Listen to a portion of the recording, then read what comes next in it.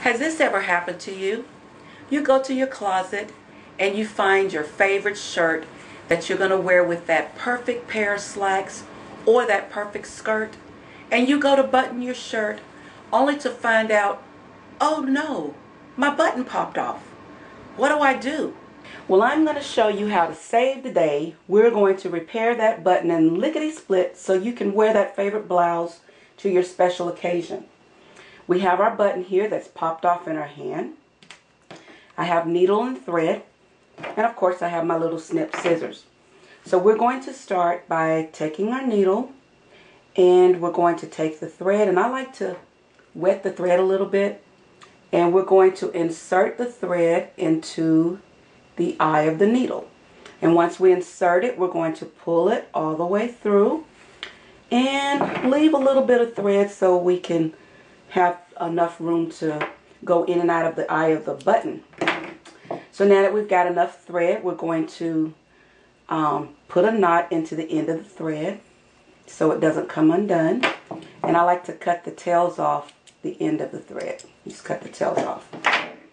Okay, now what we're going to do first is you're going to go under the underside of the shirt, insert your needle into the hole. And what I like to do is I like to anchor it a couple of times first, just to make sure my thread doesn't come undone. I'm going to grab my button, and you see my button has 4 little holes. So I'm going to go in one hole, and I'm going to come out in an angle across the other button hole. And when we pull it through, and you're not going to pull it really tight because you want to have a little looseness to button the shirt. So I like to go into that same hole about 3 or 4 times to anchor and make sure the button is secure.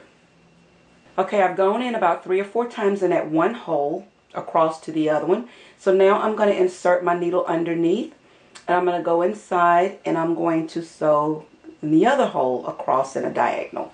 And I'm going to do the same thing about 3 or 4 times.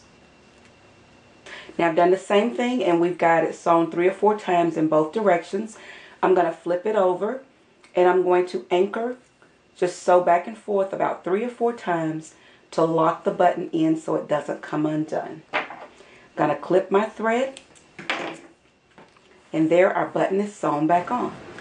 So now that we've saved the day by sewing the button onto our favorite blouse, we can successfully button our blouse and look fantabulous.